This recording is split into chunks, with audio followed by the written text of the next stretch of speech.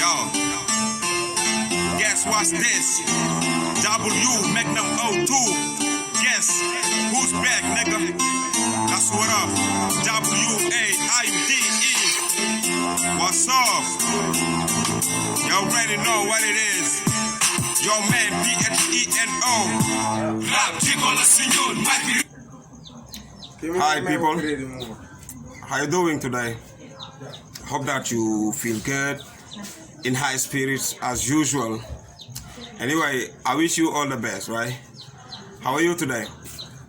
Well, welcome to your new episode of the videos I really feel like sharing with you, as it is something that really have in common with you, okay? Because I know that most of you have objectives, okay, and they have their fights, okay, in life. So it goes to our interest, okay, to have these kinds of interactions.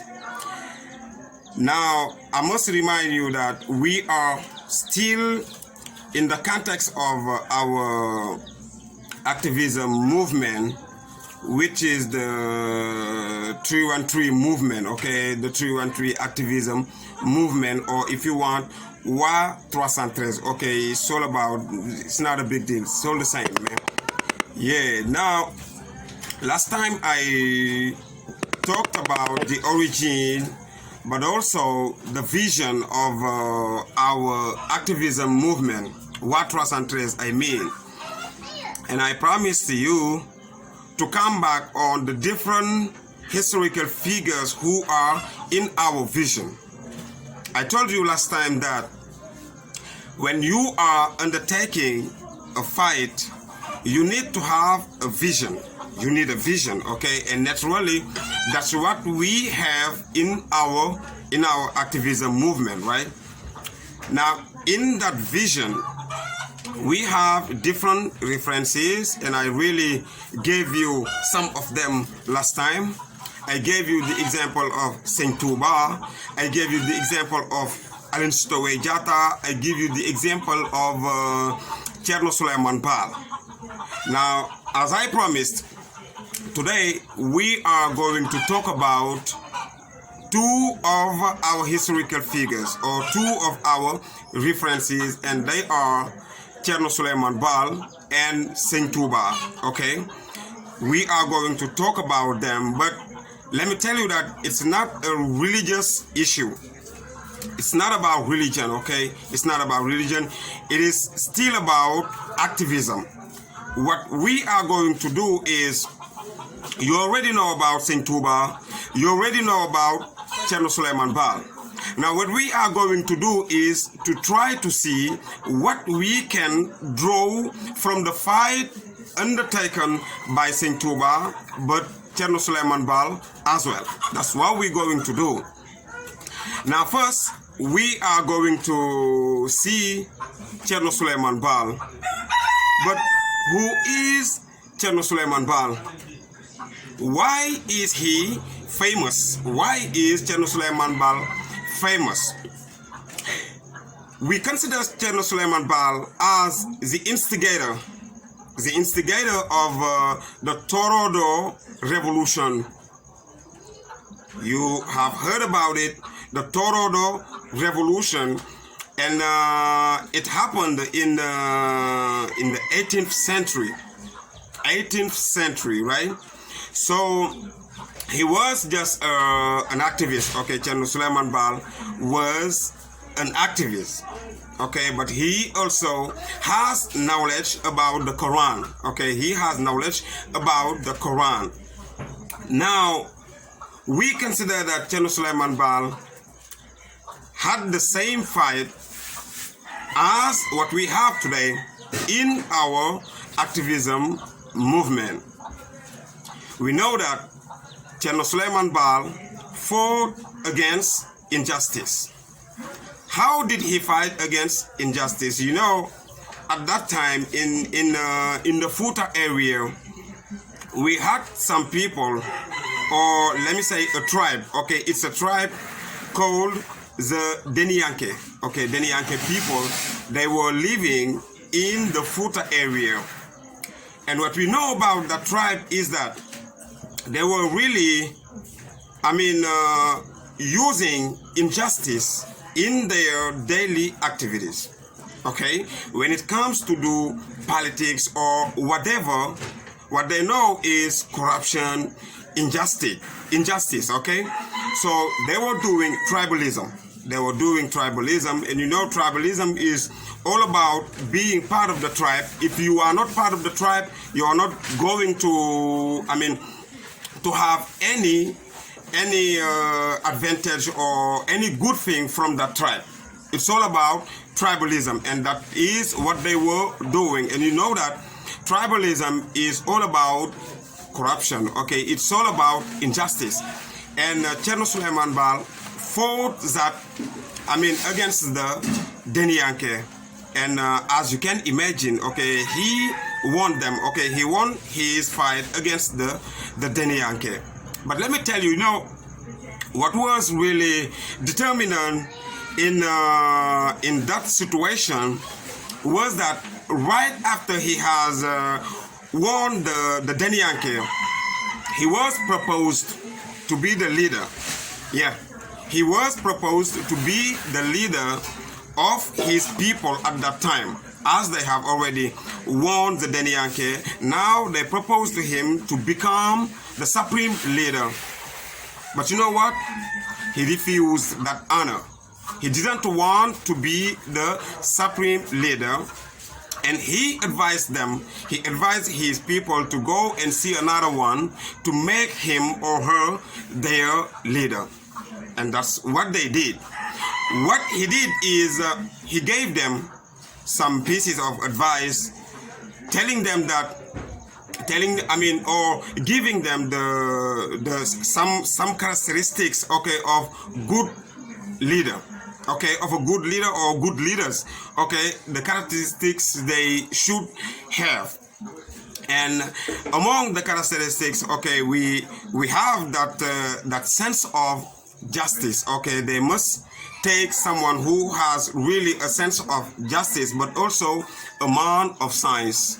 And you already know that when you are a man of science, you already have wisdom in you. Okay, so he advised them to try to find a man who is really full of wisdom to lead that people. Okay, so here are some characteristics, okay, that really Thierno Suleiman Baal undertook at a given time in the past, okay, to fight injustice.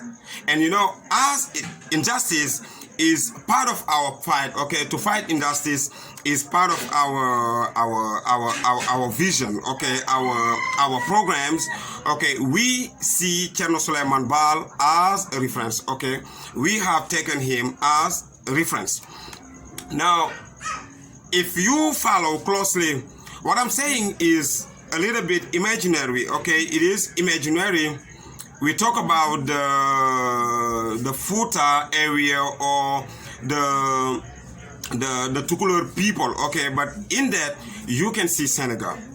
You can see Senegal and many other countries who are really putting in practice some acts of injustice in their own countries. You can see that, okay? And you can have a clear view of what a good leader should be.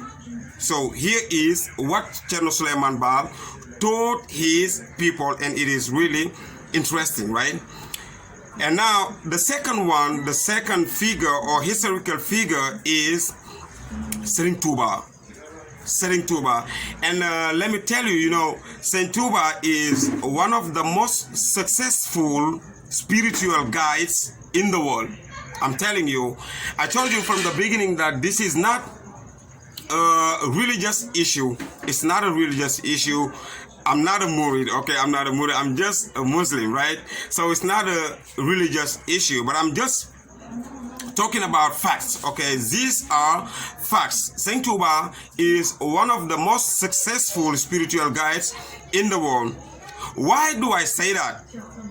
Serigne Touba, during his living, Okay, he taught his Taliban about hard work, meaning that if you really want to be successful in life, you need to have faith first. You need to believe in something. Okay, as a Muslim, you need to believe in Allah. Okay, if you are even a Christian, you have to believe in God or you believe in Jesus. It depends on you, right? Now, what Saint Touba taught his Taliban is that when you want to be successful in life, you need to be hardworking. May it be a man or a woman, you need to be, hardworking in order to be successful in life. And we know that, and we need it. We need it here in Senegal, but even in Africa, we need to have hardworking people. We need to have hardworking people, okay? And there is also another fact that is really important, okay, to talk about. It is that sense of togetherness, okay? That sense of togetherness. You know, the Murid people, wherever they see their fellow Murid, the first thing they do that is they consider you as a fellow Taliban like them, okay, and they really welcome you, okay, they welcome you, and it is really interesting and important for people, okay. It teaches solidarity but also togetherness, unity in people. So these are some of the things Saint Touba was teaching to his Taliban, okay, to his followers. Hardworking and that sense of togetherness, okay. And you can see Touba as an example. Touba is a perfect example. If you go to Touba, let me tell you, there are many infrastructures, okay, that are already in Touba. It's the Taliban themselves, okay, who put it there. They are not waiting for the government to do everything for them, okay. And it is something I really appreciate. I'm telling you. But there is also, Murid people, most of the time, they are successful in business. They are successful in business. Most of the marketplaces in Senegal, if you go there, the majority of the street vendors or even the people who have interesting businesses in those marketplaces are Murid people. And the reason is simple. They really believe in hard work. They believe in hard work, and we need to learn something from it, okay? Even if you are Tijan or you are Lion or even animist or pagan. If you are pagan, you need to learn something from that, okay? Because hard work is good for everybody, right? It's good for everybody. So here is what I wanted to share with you today. About our two references, Thierno Baal and Saint Touba. Now, what we can draw as a lesson from Saint Touba and Thierno Baal is, first, with Suleiman Baal, we can see that if you really take the time to manage your country, you can prevent your people from corruption, from injustice. So you need to make a kind of selection, okay, to see the right people at the right places. That's what Suleiman Baal really wanted to teach us, okay? So we can see it as a fight for, a fight against injustice, but a fight against corruption.